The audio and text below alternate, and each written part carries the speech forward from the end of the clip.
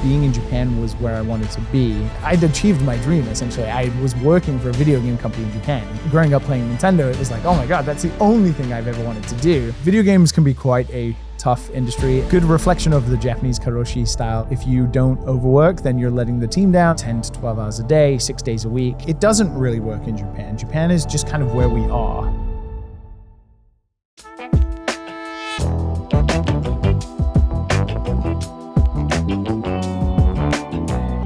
Welcome to Unpacking Japan. I'm Toby, and today I'm here sitting with Liam. Thank you so much for coming. Hey, thank you so much for having me. You came all the way from Kyoto, where you work as a game designer, developer, and you started your own studio.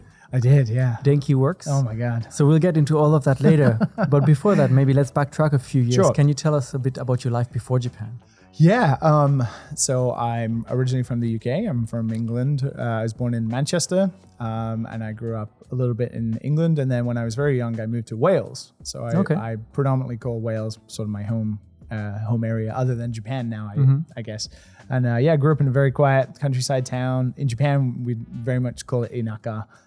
Japan Inaka versus Welsh Inaka, very different. Yeah, it is. Japan are like, oh, this is Inaka and it's a huge city. And you're like, no, that's definitely not where I came from. Grew up loving football and video games and stuff like that. So either one of those two things I always wanted to do. So City or United? City all the way, dude. City all the way. God, yeah, 100%. I'm a City. I actually have a Man City tattoo. So. Oh, okay. So yeah, I'm committed. I'm very committed. The reason I got it was a stupid reason. It was because my dad wouldn't let me get tattoos, but I knew that would be the one that he would allow. That he would be allowed. And I'm thankfully it's also the old badge, so it proves I'm not a Glory supporter. But yeah, loving football, loving video games, and was not great in school, not great in university, not great in any of these things, but always very passionate about video games. So after university, I had done a lot of like writing about video games and stuff like that. So I never thought I'd get it. I actually studied computer science, but I was terrible at it. So I never assumed I would ever get a job in video games.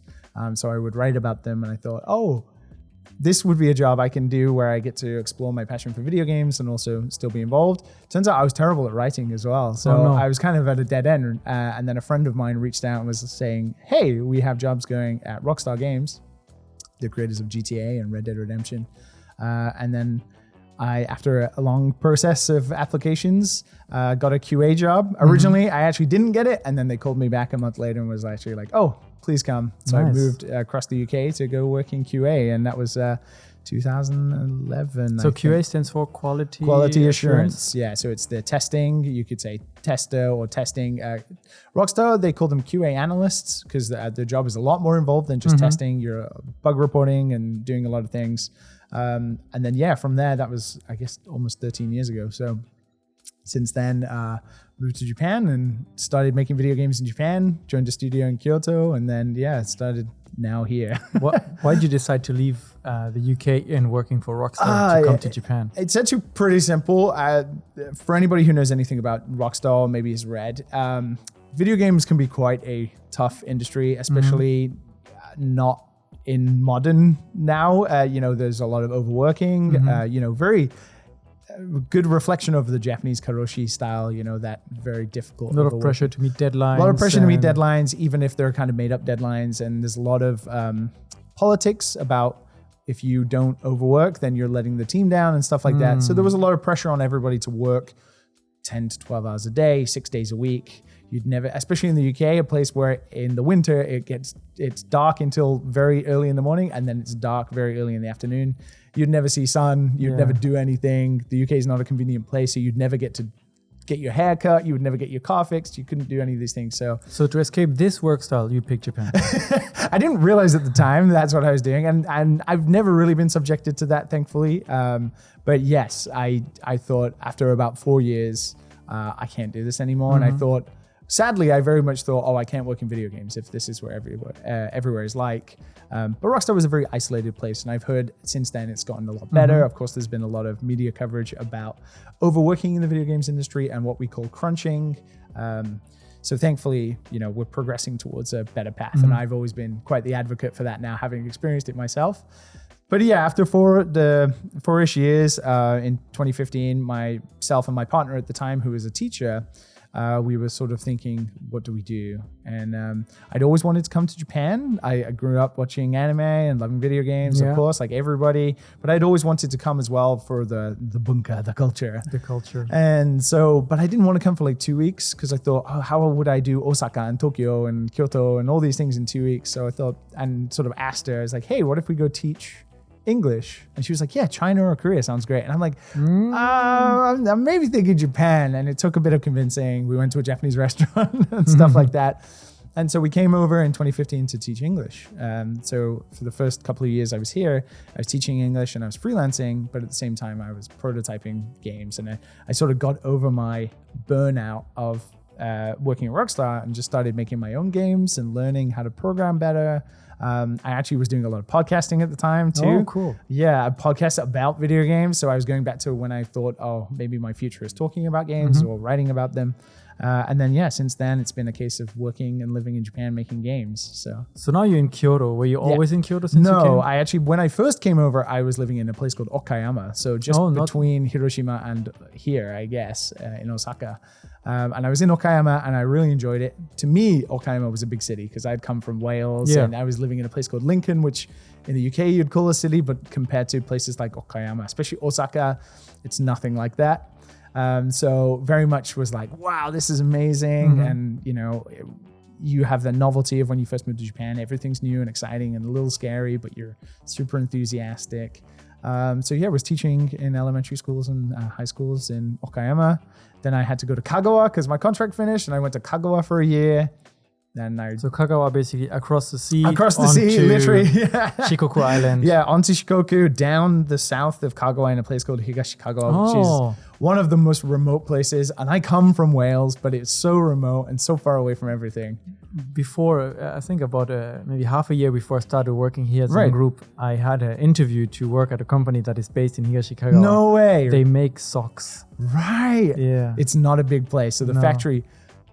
Do they make gloves as well? Yes, like these kind of sun protection gloves. My apartment was across the street from that place. So they used to do Radio Taiso in the morning outside of my apartment, like in the parking lot, in the parking lot.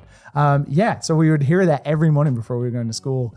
So I was in Kagawa, and at the time, I think, if anybody knows anything about English teaching in Japan, there's not much money in it at all. So being in a place like Higashi Kagawa and not having much money, you're not able to do very much because it costs even more money now to get to places like Osaka and Tokyo and Kyoto and Hiroshima and stuff like that. So I was kind of not really enjoying Kagawa very much. In hindsight, I kind of regret that. I wish I had done more, but I was very focused on this sort of new rebirth of podcasting about video games and that sort of picking up in popularity, and then also sort of prototyping video games, which I was doing a little of. So I didn't really do what I would do now, which is explore a lot more and go and find unique parts of Japan. Kyoto is a relatively central place. It's on the Shinkansen line between Osaka, Kobe, and it's super Tokyo. Easy to get anywhere. And in Kyoto itself, even though Kyoto is a lot smaller than Osaka and Tokyo, there's still so much to do that you could never do it all. But then I moved back to Okayama actually, and then when I was in Okayama, I was there for about a year, and I was prototyping a lot of games, and I was going to a lot of events, and I started meeting and networking. Then I got offered a job at a place called Q Games to then move to Kyoto and be a game planner, as they call it in Japan. So you left the game industry in the UK to kind of take a break and almost like a sabbatical. Refine your passion for games. Yes, and then you start working again 2 years later for Q Games. How was your impression of the Japanese game industry compared to what you were dealing with before leaving? Yeah, interesting. Part of the reason was I actually wanted to stay in Japan. Like I'd realized that maybe video games wasn't really what I wanted to do, but being in Japan was where I wanted to be. And then it was kind of like, well, I don't want to teach English. You hit a brick wall very fast. And that was not something I'd moved over necessarily to actually do. It was a vehicle of me being here, like it is for a lot of people. So then it was a case of like, okay, well, if I'm going to be here, I should really try and find a career. And video games was obviously the most operative for me to do so. So then, when I joined this company, because I'd come from such a difficult company. It's a big name, Rockstar. Is right, exactly. Very high expectations. Very high expectations, but also so much professionalism and so much, attention to detail and deadlines that actually it was almost like it was so free and so easy. And even in hindsight now, there was a lot of problems at that company that I would not be happy with now. But at the time, it was like, I was just I'd achieved my dream, essentially. I was working for a video game company in Japan. Like growing up playing Nintendo, it was like, oh my God, that's the only thing I've ever wanted to do. So for me, I was like on cloud nine for a lot of it and kind of not really paying attention to maybe some of the bad things, but it was not a bad company that you would think of in terms of Japan. It's a very foreign. So the stereotypes didn't really apply so much. Didn't really apply. There had been the guy who founded it actually worked at Nintendo, and he's famous for being one of the two foreigners who had worked at Nintendo back in the 90s making Star Fox. And yeah, he very much with a Japanese mentality, but still a foreigner mindset, ran this company. And it was very much mostly Japanese staff with foreigners, but it was definitely a mix of cultures and stuff like that. But yeah, I had a great time working there, and it was, yeah, you still had to do long hours, and sometimes you got to come in on national holidays and stuff like that, but it was nothing compared to Rockstar. So when a lot of my colleagues would complain about overwork or stuff, I'd kind of just brush it off a little bit. Brush it off, maybe would passively say like, oh, this is nothing, which is not the right thing to say. But at the time I felt like this is great. Like this is nothing like what I thought the video game industry was. You were talking about the salary cap for like English language teaching here in Japan. Yeah. Is there something similar in the game industry, or do you feel like it's something that really allowed you then to have a more comfortable life and kind of what you were seeking for?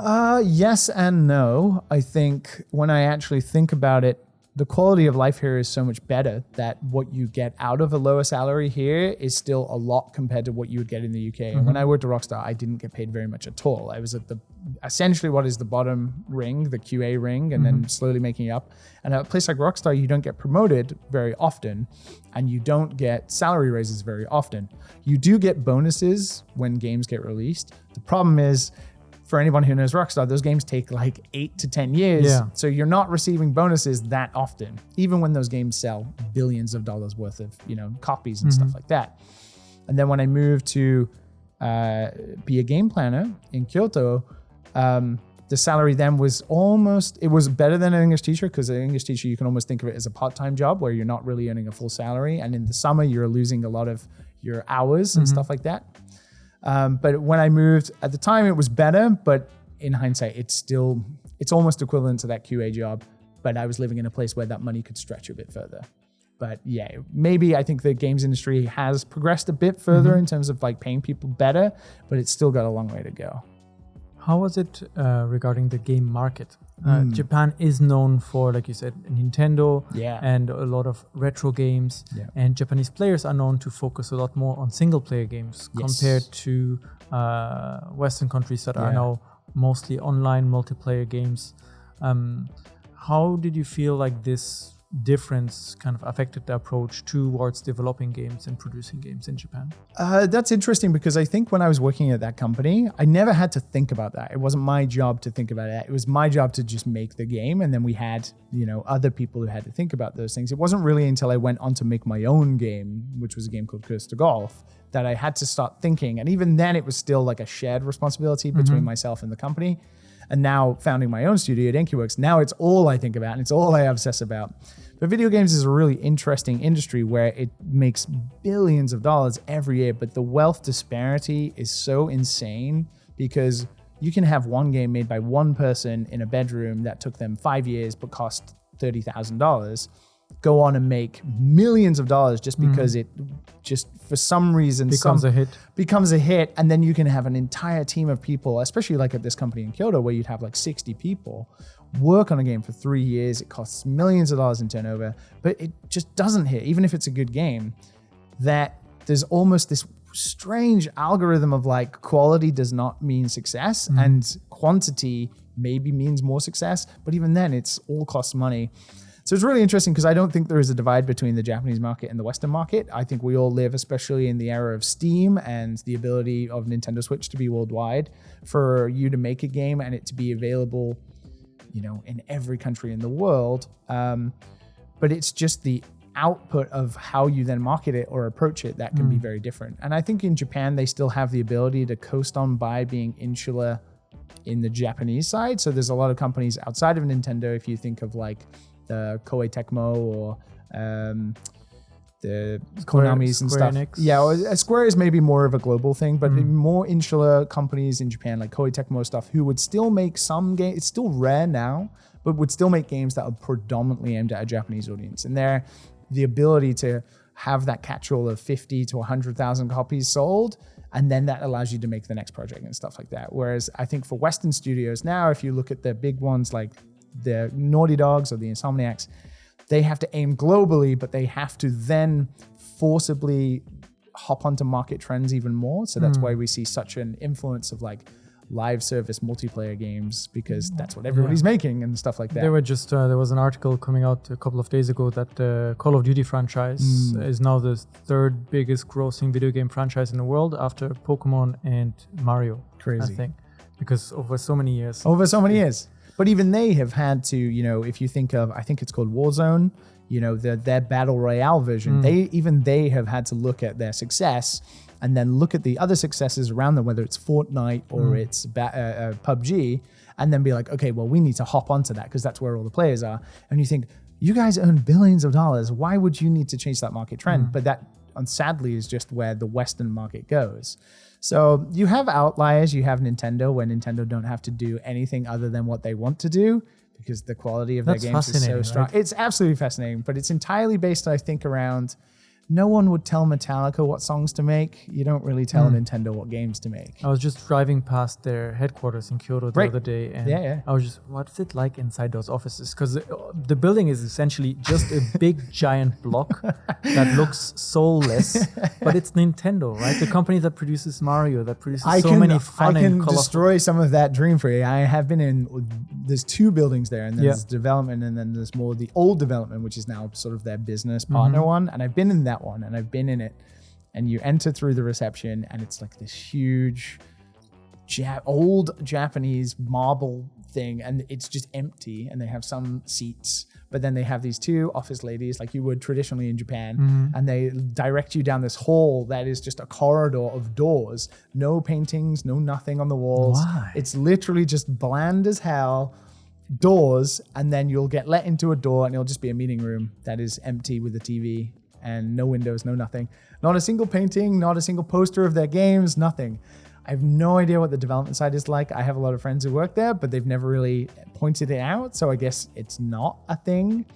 But interesting. Yeah, it's everyone sort of jokes because a lot of people who get to see inside Nintendo only see that far, and it's all the same story. It's just really bland, and you're so surprised that the place that brings so much joy is so boring on the inside. It's like well, we're diverging here, but Disney just released this video for the 100 years, and you kind of see this very cool animation with all the characters they've created flying through their studio. And you see like the images of the characters they created like decades and decades ago, and like on the walls, the history of it all. And I was thinking Nintendo might be something similar, but I'm sure they have something. Must have something like that, right? And they're opening the museum in Uji, like the Nintendo Museum, which is a great step of Nintendo thinking, because Nintendo are notorious for not giving a crap about their previous games and stuff like that. It's mostly fan-driven stuff. But yeah, it's like, come on, guys. I do know there's some fun things, like, for example, the employees wear uniforms, but they're not allowed to wear the uniforms on trains and stuff in case people notice them. And that when they go to lunch, or when it's like a lunch bell, it is like the Zelda tune. And like, when lunch ends, it's like another different... They have the bell ringing. Yeah, it's literally like, diddle-diddle-diddle, and like, so, they have some little fun stingers, I think. I guess when you're focused on just creating cool stuff, you don't really care about the exterior. I'm someone who's definitely inspired by the surroundings, so our office has a lot of cool stuff in it. But yeah, I think, Miyamoto just, likes money and making games. It doesn't matter. Let's talk about your office. Okay. So you were working for Q Game for a while. Yeah. And then came a point where you decided to start your own game development company. Right. What was the moment that made you decide, like, okay, I'm gonna do my own thing now? It was kind of not on purpose, and so there's like a build up to that point. So when I was working at Q Games, I was co-directing and designing a game for Apple Arcade, which was like Apple's new mobile service that they were doing. And I was working with this really great team, and part of that team is now this new studio, and we loved working together. But then COVID hit. And just as the week we were about to launch this game that we've been working so hard for a year, we had such an amazing time as a team working together. We were so proud of this game that, had its flaws, and it's on a limited platform, but we were so proud of what we could achieve in 1 year. which is in development terms very small. That COVID sort of obviously was horrible for everybody, but for us, it just completely ripped the wind out of our sails because we're about to like launch and we've been such a close-knit team, and then all of a sudden we can't see each other. And so the launch kind of sucked. Because you're all three behind your screens at home looking at Steam and looking at the download well, you're numbers, just waiting, right? It just kind of was a depressing time. And everyone has like post-depression, post-project depression. And so I was feeling very uncreative. So during COVID, we had a lot of time on our hands, couldn't go outside, couldn't really do much. So I actually just started doing what I was doing when I first moved to Japan, which was prototyping again. So I started making a prototype in an engine called Game Maker for a sort of a pinball style roguelike that very quickly looked like golf. And so I just started making this demo of a prototype that became Curse to Golf, which was this golf game I made. And then I released it as part of this sort of showcase thing that was an online thing during COVID. And it did really well. And it like a lot of people downloaded it and stuff like that. And so it got a lot of attention. It got written about in a magazine. And so there was all of a sudden like this unexpected wave of like, oh, hey, are you going to make like because it was just a demo of like a smaller version of it.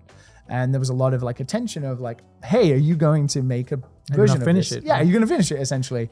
And so a lot of what we'd call publishers, so game development, especially the indie side, usually you can't fund your own game. You need an external publisher to help fund the development, and then they will publish it worldwide and you share the money. A lot of publishers reached out and was like, hey, are you interested in making, a full version of this game? And I'd never made my own game before. I'd only really made other people's games before. But being in Japan, because of the bureaucracy of visas and being able to take money from outside companies, and also just the initial investment you have to do to start your own company to be able to do those things was next to impossible. I had to sort of team up with an ex-colleague of mine who had just moved to another Kyoto game studio called Chuhai Labs. Okay. And he'd rebranded this studio that was called Vitae Backroom, and they were a Nintendo, sort of an ex-Nintendo third-party studio. Run by Giles Goddard.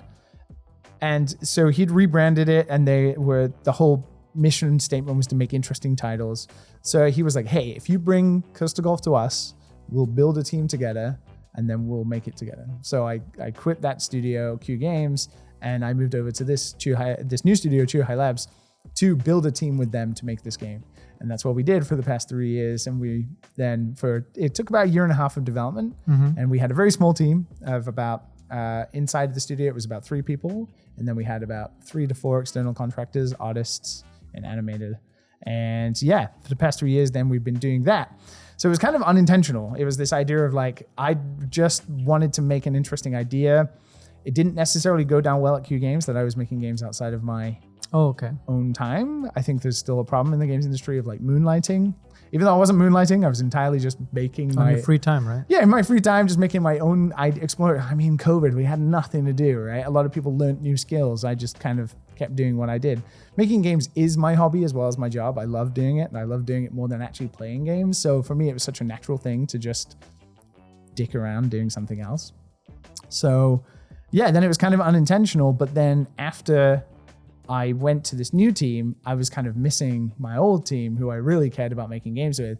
So we'd always talk about, hey, we should one day start our own thing.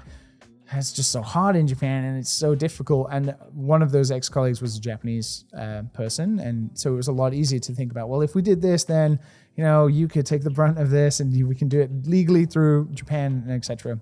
But actually what happened was one of my ex-teammates, a programmer who is a Dutch guy, so he's from the Netherlands, also quit that company and became a freelance engineer. And then he started his own company to do it, to be a freelancer. Like as a kojin jigo. Yeah, like as a kojin jigo. Yeah, self-employed, but he actually then became what we'd call a business manager visa. So he sort of did all of the legwork without us realizing of starting a company that we then could legally, all the problems I had with why I had to join this team in the first place, were kind of all gone away. So we could team up and I could become a sole proprietor, a Kojin Jigo thing. And then we can start making games together. So almost a year ago now, after working on some prototypes and stuff, we said, okay, next year, let's do this. And sort of here we are now. So that's Denki Works. Yeah. Why the name Denki Works? Electricity Works? I don't know really where it came from. It was initially Denki Soft. Like I actually had the idea with the ex-colleague of mine who brought me over to the studio to make Costa Golf. Denki Soft, software in Japan, they call it soft, but in the UK or in the Western speaking world, soft is kind of a negative connotation and also sounds quite weird. But Denki's electricity felt very video gamey, kind of cool. So then we were just thinking, like, how could we make it sound like a professional game studio, but still a game studio? So Denki Studio, Denki Software, Denki Works. Denki Works kind of works. And then we just let it sit, and we stuck with it, and then we started calling ourselves Denki Works. And then, eventually we just had a vote and decided, that's it, it's Denki Works. And super easy to say, the katakana is easy, and also good for Japanese and English speakers to both say. That's cool. Also, we get to use the Denki kanji, so that's cool. So I'm very curious. You start this studio. The two of you are now legally established, but you need kind of a game to work on, and you also need funding, right? Because you need to pay each other salaries and probably access to some softwares or rent a space. So how does this work in Japan? It's interesting. It doesn't really work in Japan. Japan is just kind of where we are. I would say, like a lot of studios and even Nintendo's, or they have to look for outside investment, and the video games industry is a global industry. So even though you may be based in Japan, there is very little in the way of funding in Japan, especially for indie development. Okay. So I would say we're still in such infancy for actual like Japanese indie creators versus like Western game developers who've been making indie games now for 10 to 15 years. So for us, it was a case of, well, we market ourselves as a Japanese studio. Like it is our entire ethos. We were a team that came together in Kyoto. Our game that we made together was very heavily inspired by our interests in Japan, and like there's a lot of reference to otaku culture and a lot about the environment is Japan. So everything about us has always been about probably Kyoto. We're such a close-knit team and we do a lot of things together, and everything we do is with a sort of Japanese air to it, whether it's like going to festivals or going to shrines and stuff like that. So we just was marketing ourselves to global partners as a team of professional game developers who have this special niche, right? Like the tokubetsu style point of like small flexible studio based in Japan with English ability, exactly, a mix of Japanese teammates and foreign teammates. Like if you think of like that Japan polish or like that specialness, that like especially at Kyoto, the attention to detail, like that's us, right, as video game developers. And so we kind of was like, okay, we have this game. This game is about, a Tanuki, and it's about Japan, and a lot of the influence in this game is about Japan, and we are the ones who are able to tell that story and, give it both this interesting vibe of like it's from Japan, and it's also a lot of authenticity to Japan, but it's seen through the eye of foreigners as well, because we have, half Japanese, half foreign team. So the game you're talking about is called Project Tanuki. It's currently called Project Tanuki. It doesn't have a name. It just is Project Tanuki. And so that was the game we were pitching to publishers and investors. And we spent a depressingly long amount of time, sadly, because that's how long it takes, like 9 months of pitching and taking meetings. I think we took like 210 different meetings of like speaking to different publishers and different investors before we sort of came to a sort of a roadmap of like, okay, well, there's a festival in Kyoto called the Bit Summit Festival, which is a pretty famous now video game indie event that everyone comes to worldwide. And we're like, okay, we're gonna Hail Mary this event. It's our home event. We're really gonna take it seriously, and this event is where we're gonna announce the studio. So everyone in our community who already knew but now knows officially that we're a team and we've left our respective places to do this. Because everything is quite political at times, and now we're gonna tease the game we're making because we want to generate interest, because we're so sick of taking so many meetings and going like a month or 2 months and not hearing anything, and then hearing a no or something like that. The nature of funding. So we're going to see if we can try to get people interested before this festival so that people will play a demo, or like someone will reach out to us and say, hey, how much of this demo do you have? And we've been working on a second version of this demo, like a prototype. So we released a teaser GIF of the project as well as announcing the studio, and we sort of, I guess we'd call it pre-seeding. So we reached out to a lot of a lot of like PR partners before and asked them to sort of spread the news in the various gaming spaces as that there's a new studio. The reality is nobody really cares about a new studio. They just care about what games you're making. Interesting. So we did our best to try and generate some buzz, but it wasn't really until we teased the game and then something happened that we didn't expect, which was that we'd mainly focused on Western audiences, but what had happened is the GIF went viral, and then it was the Japan consumers and the Japan video game and community, just Japan online community that sort of took it. And there's a famous Japanese outlet called Automaton, which sort of tweet about, technology and video games in Japan. And they tweeted about it and made an article about it. And that tweet had like something like 40,000 likes and retweets and stuff like that. So it blew up. So it just blew up. And all of a sudden, before the festival happened, the game that everyone was talking about, rightly or wrongly, even though we didn't really do anything, was our game and this new studio. So when we went to the festival, everyone recognized the Tanuki and everyone recognized our logo and everyone wanted to talk about it. So that generated a lot more of renewed interest from potential investors and partners. So we got a lot of requests to have meetings with even like Xbox and PlayStation. So then what it turned out was, okay, now suddenly we're demoing this game in front of people. And there just so happened to be one publisher who reached out, and we didn't really know who they were at the time, but we took the meeting. And then that's how it then happens. And then you go through like 2 or 3 months of like discussions and negotiations and contracting. And then all of a sudden at the beginning of October, you're starting a new project, and that's it. And you're like, that's very recent. This is recent. Yeah. So you go from like 9. Thank you so much.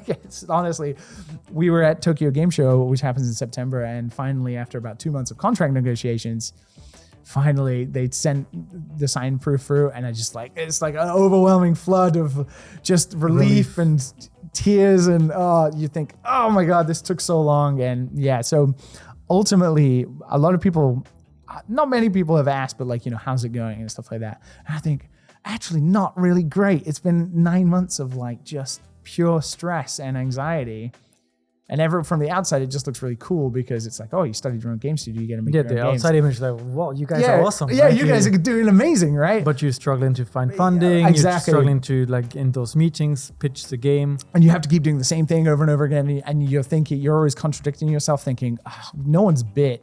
Everyone says they really like the game and they're interested. But the reality is, especially this year, it's been terrible for video game funding. We've seen so many layoffs. We've seen so many turnover in staff and stuff like that money's just not been available. Like all the COVID money and investment has just evaporated, and this year's been really tough. So I'm not surprised that a new studio with a bigger budget than most indies to develop something that's new could have been seen as quite risky. So what you're saying is also that all the layoffs and so on happening in big studios in the United States also like affected the Japanese industry. It affects everything. It's like a sea change of people panicking, right? It's like you have investment groups and you have publishers, and then publishers, if you think of COVID, it's not the mathematical science I wish I was intelligent enough to talk about, but during COVID, there was this massive uptick of people playing video games. Yeah. Well, it's because no one could do anything, right? And we saw with Animal Crossing, or Dobutsu no Mori as it is in Japan, blew up, right? Everyone was tweeting about it. Everyone was playing it. The number of streamers on Twitch were just blowing up everything. Yeah, it's crazy, right? So we had this huge, like, oh my God, video games are going through like a second rebirth of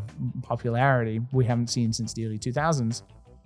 And there was so much investment, and there was a lot of VC money, and there was a lot of like Tencent and, NetEase investing in these companies to start games. And games take 2 to 3 years to develop, 4 or 5 if you're, a bigger company making a bigger thing. Well, we are now at that point where those games that had been invested to start then are now being sold and they're not selling. So a lot of hesitancy now. A lot of hesitancy, and people are not seeing the return on investment. But it's almost like a roll of the die, right? There's a lot you can do.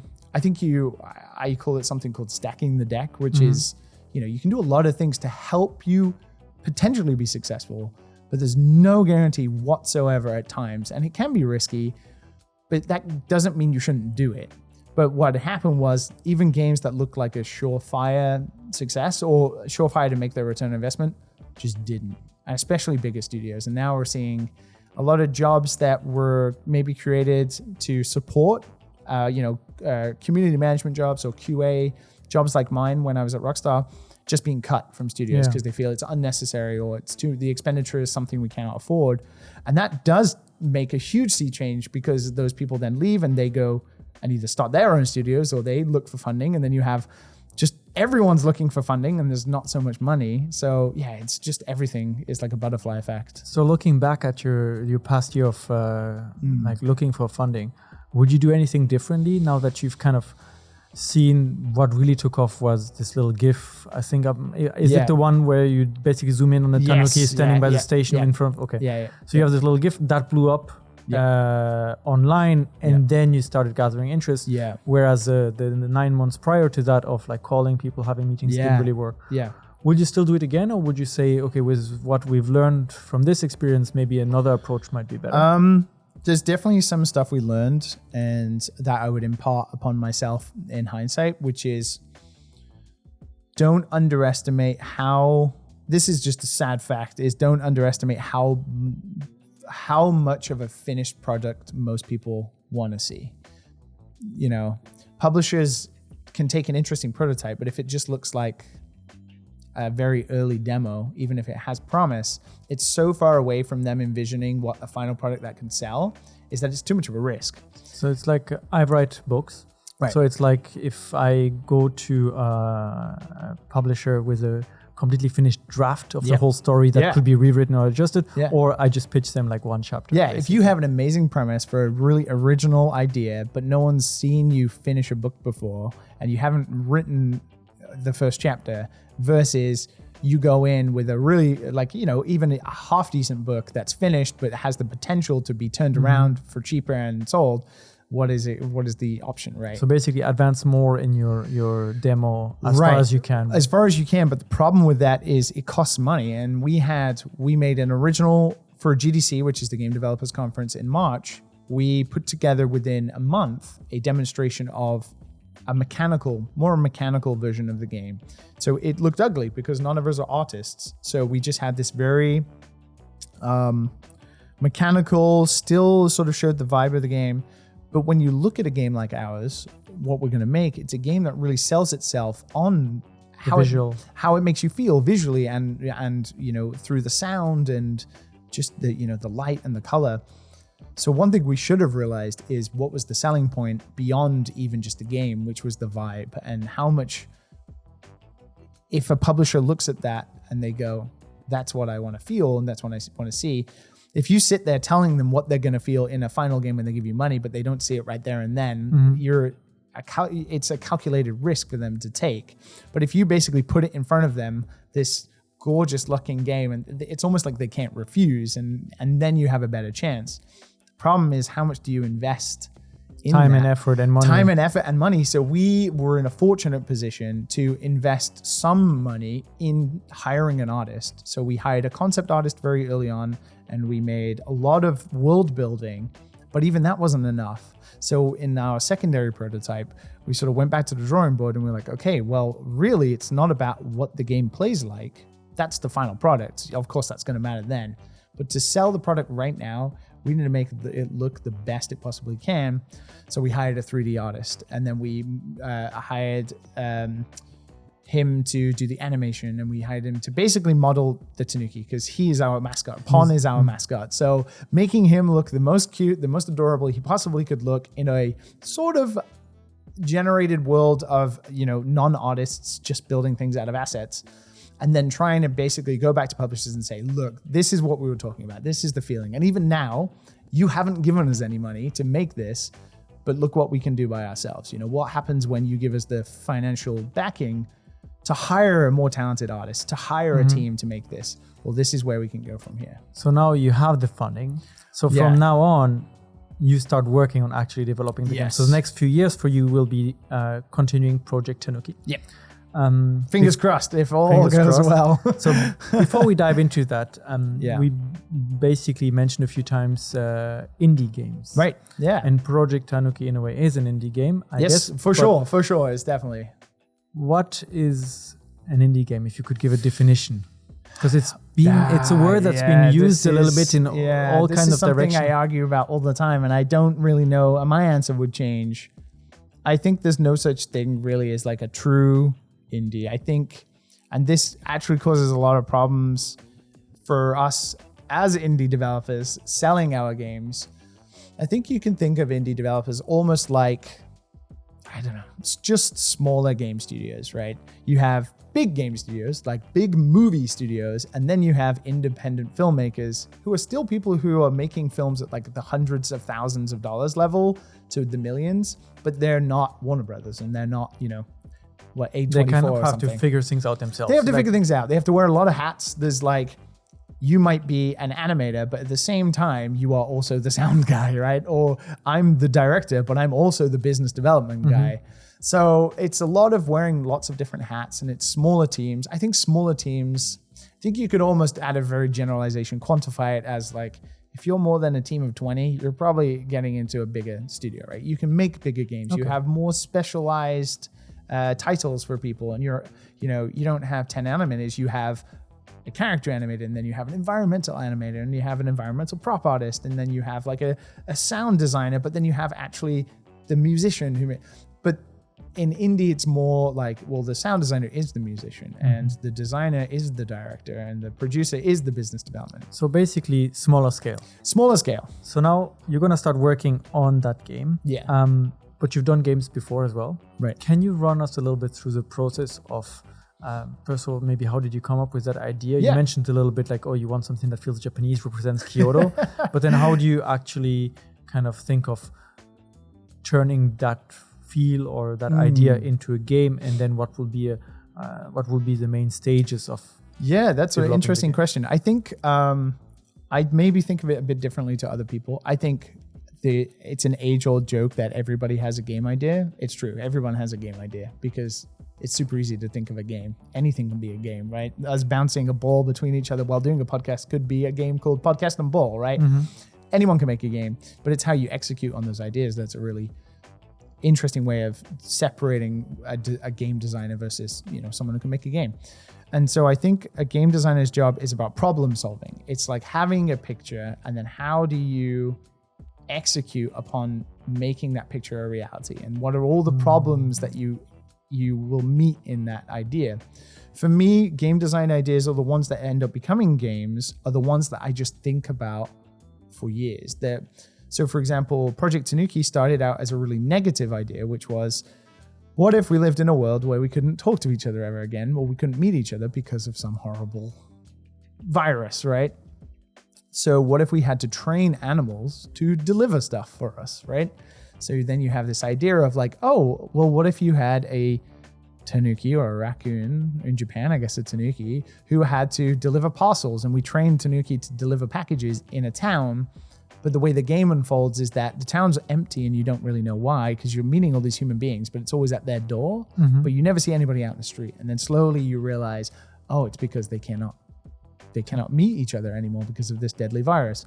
But that's such a negative, horrible thing to be feeling after just a really negative, horrible thing that happened to all of us. So it became more about like, a tanuki cycling around a Japanese town, delivering packages, that is our core. And from that core, how do we then expand into the flavor and the details? Okay, well, if it's about a Japanese town, that town has to be a big part of that character. Well, I live in a town that is a big character, and that's Kyoto. So where do we take from Kyoto? Okay, well, Kyoto has a lot of shrines. So, maybe the tanuki lives in a shrine. Okay, what about that shrine? Oh, maybe he's earning money to fix up the shrine. Why does he have a job? And then you start thinking about these different questions, and it takes a long time to formulate the bigger picture of that. And it starts with just that small idea of like, okay, a tanuki delivering. And then you just build up and up and up and up from that. And then you think of a lot of different ideas, and you've ruminated that you get a gut feeling of like, okay, there's enough here now that we can execute upon this. And then you get into the next step of thinking about breaking everything you've thought about, and then starting to layer it into, this is the world building. This is how we start. What is our cast of characters? What do those cast of characters sound like? How does the player interact with those characters? What is the actual gameplay? Okay, so you're cycling a bike, but is that boring? Why don't we make him do backflips? Why don't we make him do bar spins on his bike? If I'm going to cycle around Kyoto, I try to go as fast as possible. So why don't we make it a game about going fast or something like that? And then you start to be answering questions that you're generating for yourself. So I think a game designer's job then is to, through that planning and through those different segments, be solving those problems and be finding out if someone says, okay, great, you got a game about a Tanuki who earns money, but why is he earning money? Well, he needs to fix up the shrine because the shrine is abandoned. And then you're like, oh, that sounds pretty cool, but why would the shrine be abandoned? Oh, because no one's been there in 50 years. So then you're like, okay, well, this is the world building. And then you go through that process of almost like, I don't know how to say, but like you have all of your ideas and you go, okay, this one, yeah, we can do that. And then this one, yeah, we want to include that. Oh, this one, not so good. And then you start to basically be like, no, yes, no, yes, no, yes. And then you're like, okay, this is the game. How do we break that up over a 12 to 18 month period of time? So for you, it really started from the world building, from the character itself, actually. And actually, I would say probably yes and no. It started as a vehicle for me to be able to tell the player why you're cycling around this empty town. But really, it was about cycling around the town. I had this idea of like, you don't have a GPS, so you are building up the shortcuts and you know, delivering from here to here. Over time, the player will find the longest path, but then by the end of the game, they're going to find the shortest path because they're going to have found all the shortcuts. So it's more about just getting them to do that, but having a beautiful environment to do that. Do sometimes people start a game from just a type of gameplay? Like, I want to build a game around a specific action. Or yes, that is exactly how. And then they built a story. Project Tanuki is probably the different one for me because every one of my games before is exactly that. It's So like Curse to Golf. Yeah, it's like Curse to Golf. This is a game about golfing to the end of a dungeon. That it was it. It was like, start here, gotta go here, but you only have 5 shots. How do you do that? So it's very simple, but it was always about that core of playing golf. And then you just build upon that. And then even with our Apple Arcade, with the game Scrappers we made, it was about collecting trash, but people trying to stop you from doing that. Well, how would they stop you? They would fight you. So you got to fight them, but you've also got to manage your trash collection. And then that's your core. All of they're robots and they live in a post-apocalyptic Japan world. All of that just comes later. Like, that's not the important detail yet. It's what is that thing that the player is going to be doing every 20 seconds or when they press a button? How meaningful does that button mean? And I think that's starting with just a core mechanic will influence just how good or how important that is for you. So from your experience working in Japan with Japanese game designers and Japanese studios as well, do you feel like there's a difference in approach to creating a game between foreigners and Japanese developers? Yeah, for sure. Yeah. I definitely think there's maybe the inability to let go of certain things maybe in Japan sometimes, or that something isn't good enough because it's still not quite ready, or it's not 100% like that attention to detail you'll get in Japan. Whereas in the West, it's like, gotta ship it, it's the deadlines, we gotta do this, it's good enough, right? I think that's a great way of describing it, like, it's good enough. And I think video games a lot of the time have to be, it's good enough, because you could tweak it forever, right? You could tweak it forever, you could be going forever, it could still be buggy, or it could, this person doesn't like it, but this person really likes it, like there's no middle ground between them, right? But in Japan, there's definitely a noticeable difference about what's not quite right. And I think Nintendo are a great, proponent of years of, well, it's got to be right. Like, we're just not going to, no one's going to play it. The way Mario lands on the floor has to be perfect. And like the timing, how many frames of animation does he slide for?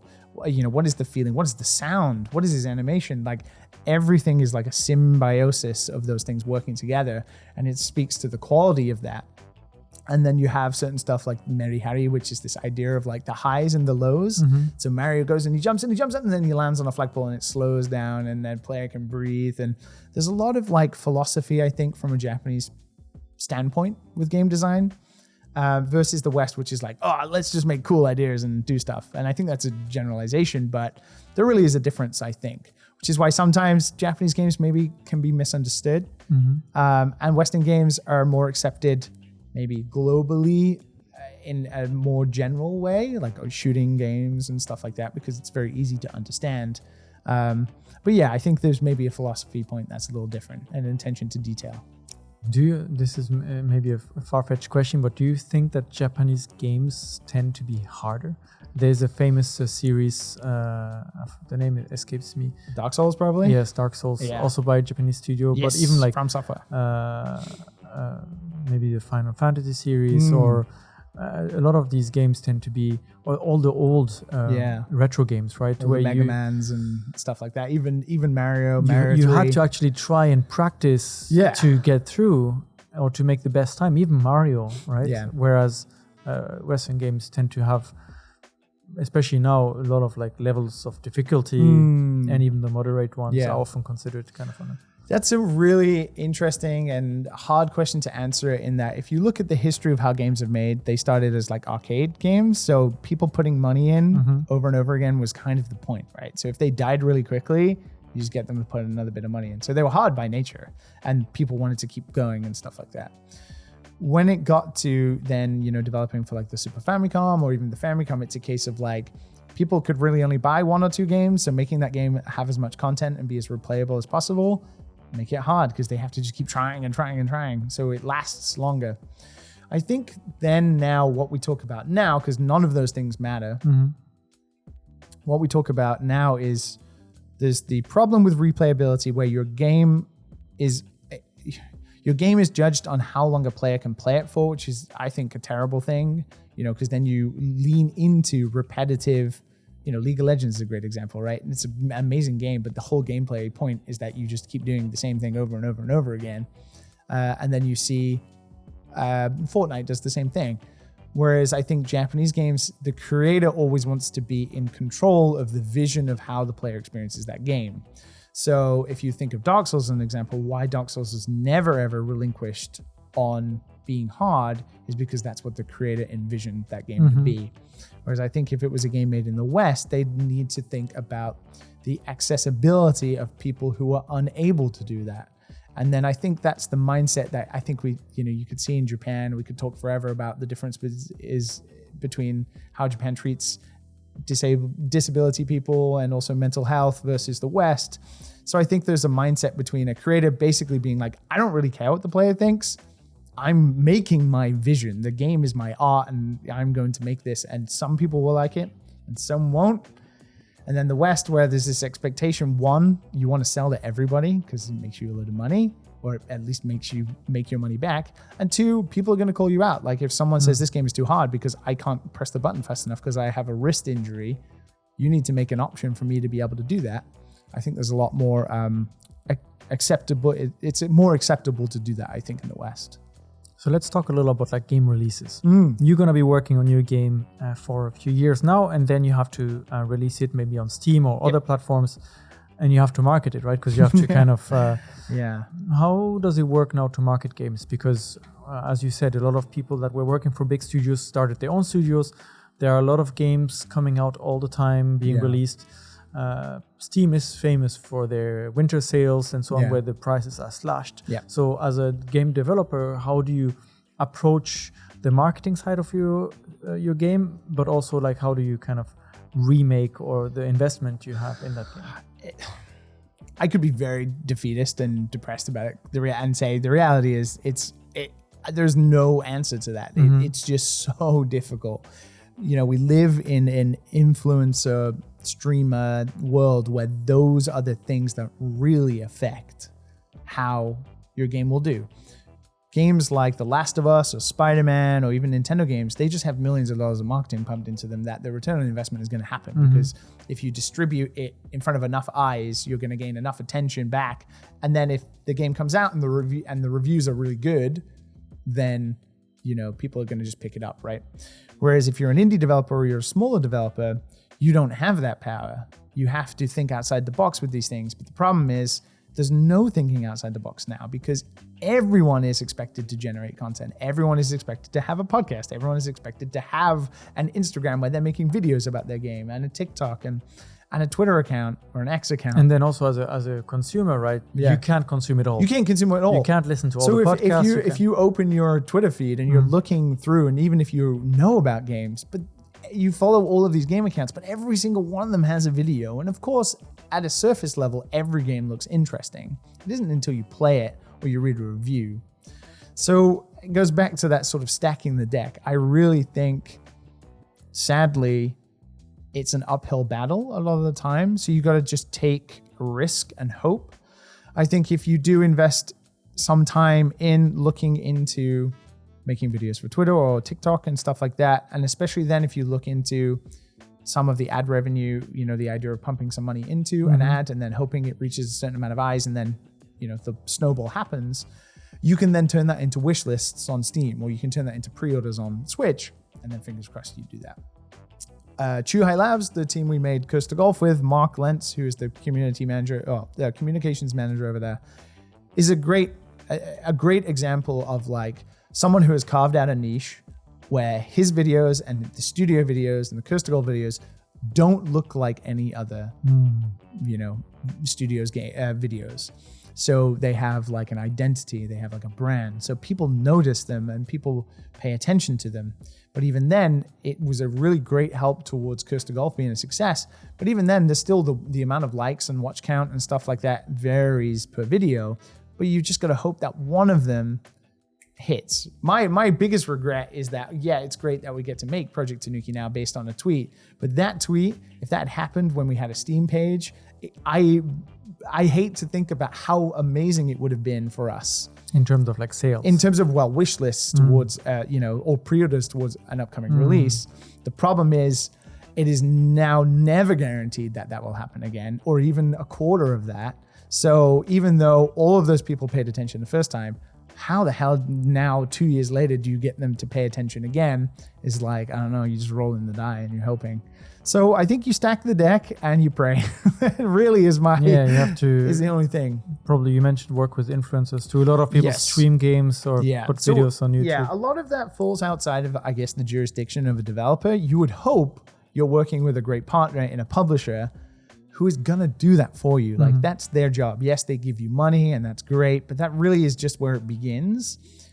If you win, they win, right? And if they win, you win. It's kind of a, that is the relationship you want to hope. So you'd hope that they would invest in you and invest in the game and the project. So they would push for influencers, or they would pay influencers to do promotional, but then paying attention to which influencer is going to make a difference. You could get PewDiePie, right? And his audience, your video might have 1 million, but if that game does not match that audience, you got 1 million views, but you got 10 sales. Yeah. Versus somebody who is not so famous, but his core audience or their core audience is like 1,000 people who love video games of a certain type, and you get 300 sales out of that 10,000 or something, then you've done your job right. So there are different things you can do. It goes back to stacking the deck, but really it is all a very difficult situation at the moment.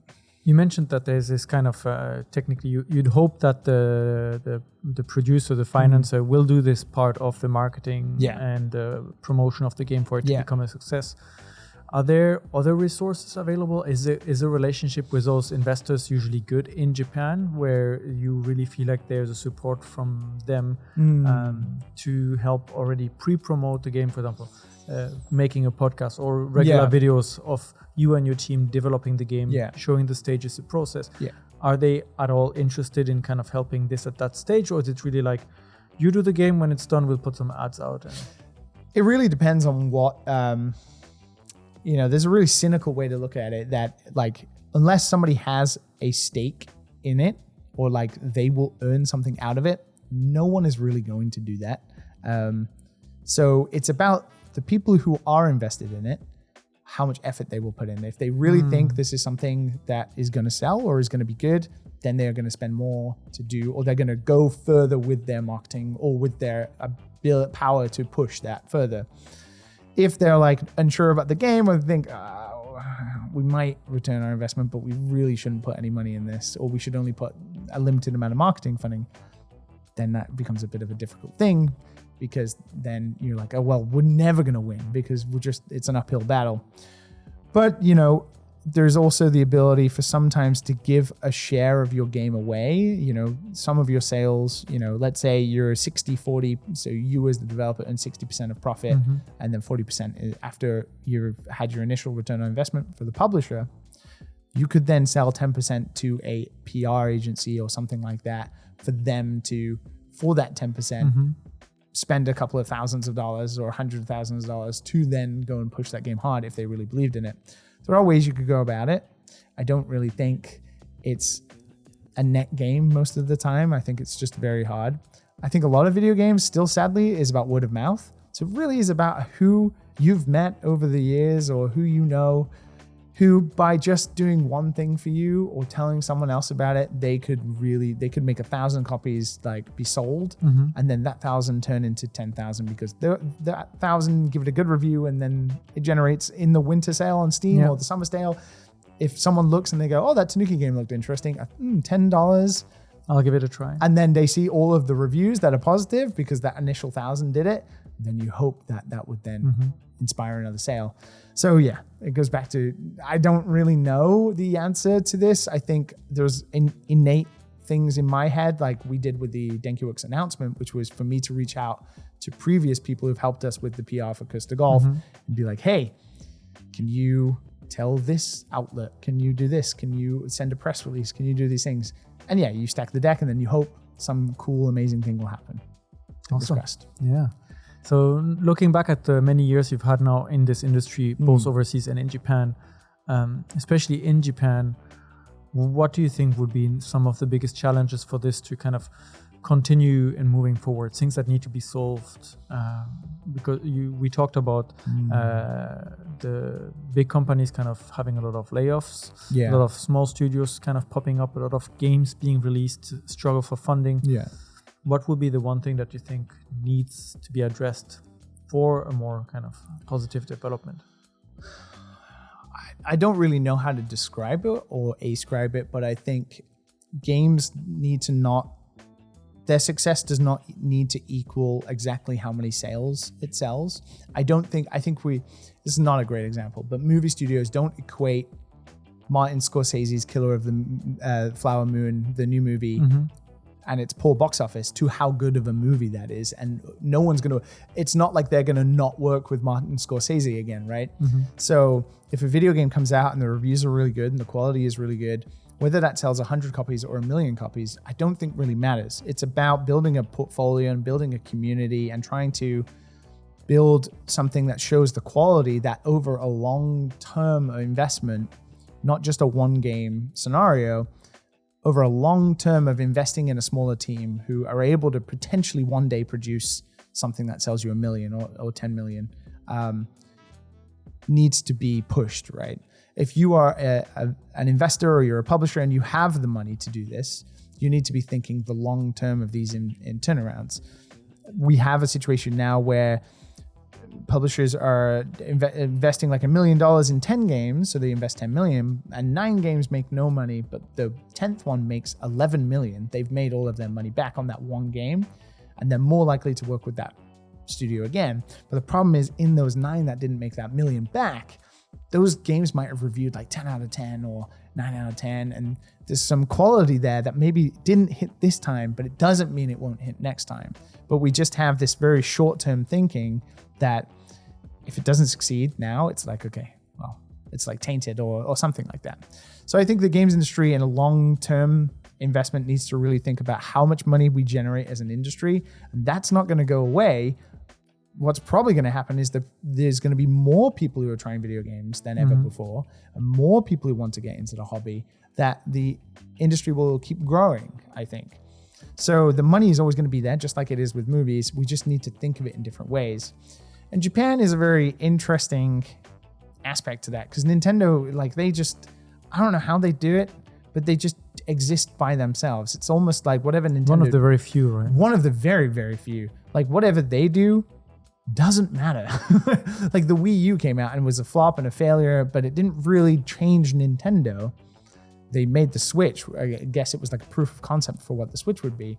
But whatever Nintendo does doesn't change the market. And whatever they do doesn't really change anything. But Nintendo could do things to change the industry. They could reach out to smaller teams. And they have done a little bit. Games like Snipper Clips we've seen or Moving Out. But yeah, they're not really doing anything. And then a lot of Japan, I think, thinks super short term, right? Konami really don't do video games anymore. And they fired Kojima. And look what Kojima went and did and made his own studio and all these things. There's a lot of just overall, I think, short-term thinking about video games. So that's the biggest challenge now, both for the industry, but also for some developers maybe, to overcome this barrier of, we can't just think about, we need to make a game in 1 year and be profitable, but let's think about what are new mechanics, new designs, new types of stories we can develop with this team. And after building a couple of games together, 3, 4 maybe, then you might have the one big hit that will pay back for everything. And that basically investors also look at it long term like this. Can we work with these guys? Yeah. I see. Like, for example, going back to your novel example, right, of you having written a book, but you've written 3 books before, but they've never sold. But what it shows to a potential like book publisher is that you know how to finish a novel. And yeah, these might not have gone anywhere, but this book right here is really interesting. And the fact that you've shown that you can go from like starting a book to finishing it and going through criticism and going through the adversity of not selling to still be making something that's interesting, that's of a quality, that shows that our investment means you're going to, start it and finish it. There's still potential here for this to be the next thing. And I think that's a very similar way of how we need to think about it in video games, where if you have a studio that's barely survived, but each game they've come out is like an 8 out of 10 or a 9 out of 10, it shows that that team has the experience and the quality. And if they went to a bigger studio, they'd just get absorbed into being the talent pool. But it shows that one day they could make something that you never know. Could be the next Undertale, could be Minecraft. We just don't know. But we have such short-term thinking because money talks that, it's a difficult situation to be in. If we have any kind of aspiring game developers, ongoing game developers listening to your story here today, that have their own dreams maybe, what kind of advice would you give them, maybe specifically related to making it in Japan? In Japan, networking and meeting people is the most important thing. That definitely changed my, probably you can tell by the way I talk a lot and I tend to be quite open to conversations. I'm definitely more of an extroverted person, so that helps. But networking and meeting people is what changed my career trajectory. It wasn't necessarily my talent or my skill. Those got to shine maybe over time, and even now would be debatable. But it was the people who took a chance on me, who had met me because I showed them the power. Thinking of that long-term thinking idea, like people thought, oh, long-term, this guy will be helpful to us, or hiring him would be profitable for our studio, or investing in this person's project will be profitable for us. And then I hope that I've returned that. But really, I think it goes back down to networking and meeting people. And in Japan, especially because it's such a close-knit community, pretty much everybody who has a game studio in Japan, or anybody who works in games who is of a certain note or something, knows everybody. So we are a super small community here in Japan, whether it's Tokyo, Osaka, Kyoto, even Fukuoka or something like that. Everyone knows everybody, everyone knows something, and it's a very supportive network of people. So once you can embed yourself in that and people listen and they hear about the interesting stuff you're doing and they want to support you, the more chance you're going to have of someone just picking you up and guiding you to do something. So basically break the stereotype of the game developer sitting in a dark with a hoodie on and just coding at his computer, but actually go out there and meet people. Go out and show what you can do. And even if it's not honestly, if people horribly look at what I was making by myself before I had talented artists and stuff to help craft my games, you would see that it's nothing special. It's just somebody who's passionate about doing something, who's not stopping because someone tells me no, just going out and meeting people who will be like, oh, that's pretty cool. And then you get to show them again what you can do, and it's exciting and stuff like that. So yeah, definitely go out and meet people. If you're going to do it in Japan, meet Japanese people. Don't just meet other foreigners for sure. Part of what has inspired me so much about staying in Japan and making games is the game developers who are Japanese, who just, we go back to that wildly different thinking and their attention to detail. That inspires me to take more serious note looking into that detail and stuff like that. So yeah, I think it's a case of get yourself out there and meet people. I think that's very good advice. Thank you very much for sharing. No problem. Thank you. I have one last question maybe to conclude this. If you had unlimited budget and unlimited time, what kind of game would you like to develop?